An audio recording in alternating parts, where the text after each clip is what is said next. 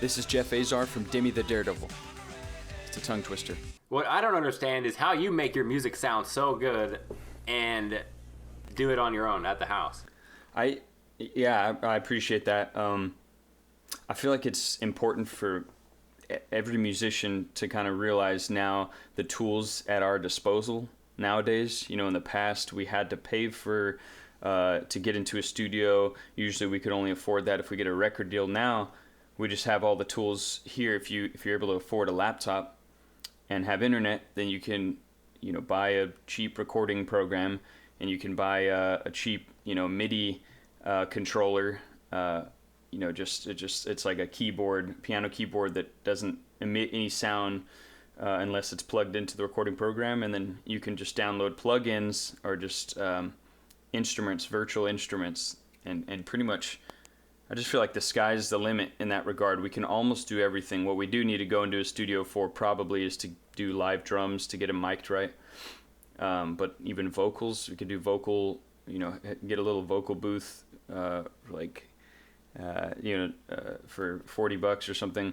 So yeah, I just feel like we really do have a lot of that great capability now. And yeah, there's I don't feel like there's a whole lot of excuses. What I want to know is how, like, when you sit down to write a song at your house, what's like the first thing you start playing? Like piano? You just sit down and write a piano beat, or do you write like a drum beat?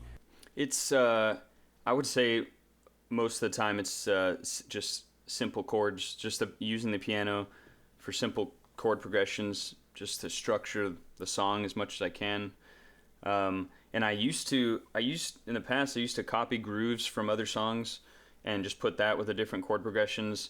Now I kind of make beats on my phone, so I say nonsense words, like I'm with my cat, and whatever, something comes up like good boy, naughty boy, good boy, naughty boy, or something like that. Like for Body Worx, for the pre-chorus, this is a clip I used for my voice notes.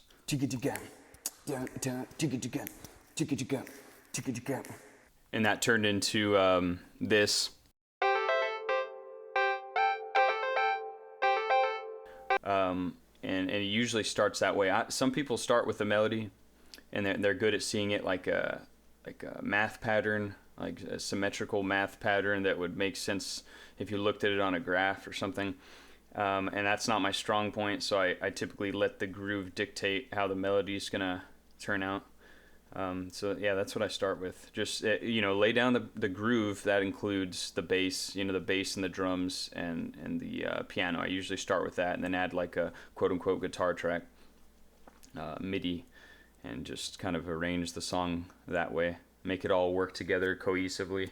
That's one thing I really like about the 1975. They just go to the extreme with like letting every beat of the song has its purpose. It's like every instrument is interplaying with another instrument. But yeah, my stuff's just emo, I guess. I don't know if I don't know, man. This new song you have going on is interesting.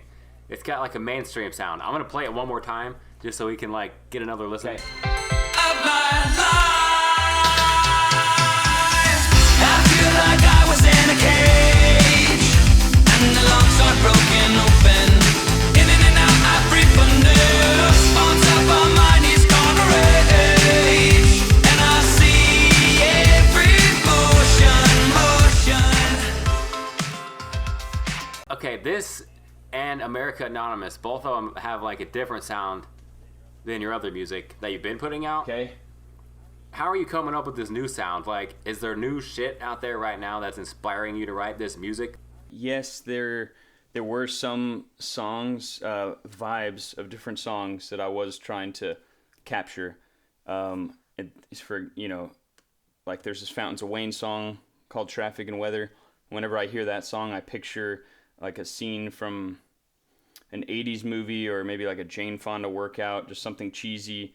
They're all in 80s workout clothes. The camera, zooming in on somebody doing bicep curls in slow motion or something like that.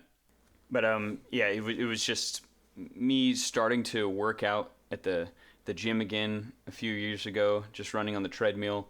And and I just wanted to write a song about my thought processes during this time of recovery and health and clarity.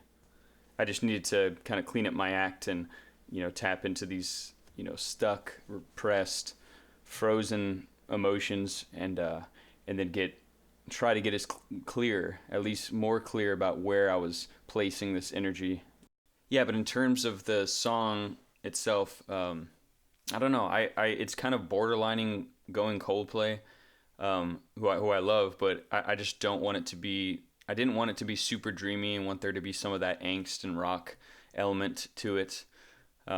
This music that you're playing, it literally reminds me of like MGMT or a fucking huge band like that, like a huge sound, but I don't know. Yeah, that's very cool. Some people have mentioned MGMT before. Yeah, that was like 06, 07 when that was hitting. So yeah, that's a long time ago. That's it must be in me somewhere.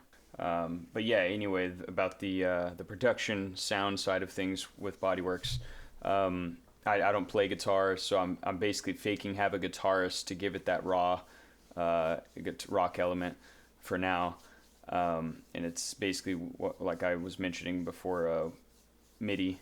You're taking that information and putting it into a plugin that changes the sound. So I was using a MIDI guitar sound and then using Guitar Rig, an amp simulator, and trying to make the MIDI guitar sound as real as I could.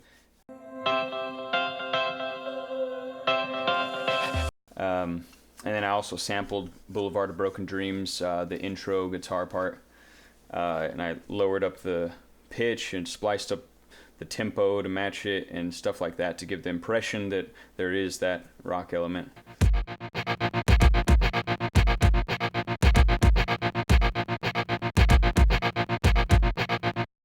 And I do kind of regret not recording the live drums for this song. I can definitely hear the difference.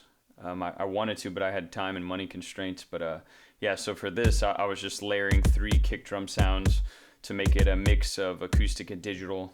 And then I was using this quantize tool where you get the rhythm all in line, but then also was using this randomize feature to get more realness to the drums. But yeah, I never quite understood why we needed to, why it's recommended to record the live drums. And this song, I could definitely hear a little bit of the roboticness of it. That's okay. It still gets the job done next time. Now I know. Do you have any like real shit struggles that you're like right in the middle of a song and then you just can't do it anymore, or any other struggles that you have, like maybe writing this new song?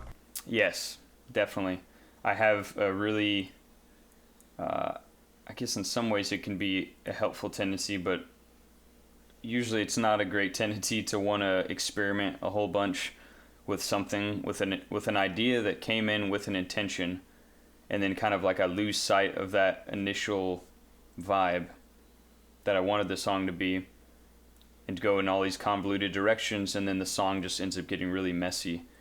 And there's so many layers and there's so many tracks. I've had producers or mixers that are just kind of like, they scorn me for that. But yeah, I think that can be a real issue. Just when it gets too messy, then you just kind of get turned off by the song. You just want to throw it away. And really the initial idea was good.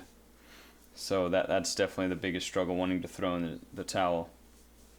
But then again, I think it is good to discern when something is just not happening and you have to let go and trash it.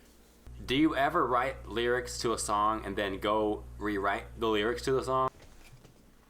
Yes. I'm much more okay with rewriting the lyrics than rewriting the song, the musical part. It's the power of the word is a weird thing. It's a language, and you want the language to hit somebody as much as possible, speak to them. And I can work on lines for a very long time and scrap it, try again to get to that, to write it in a powerful way. I mean, the best times are just like when the present moment just hits you, and you're kind of taking into account your surroundings, and you're also speaking from a place of knowing your history. you know, and you're there, you're present, and it's written in the flow. Those are the best. I kind of puzzle piece my lyrics a lot of the time, but I do have those rare moments of inspiration where I can just write a very long, connected idea. Back to life, shaken awake by movement.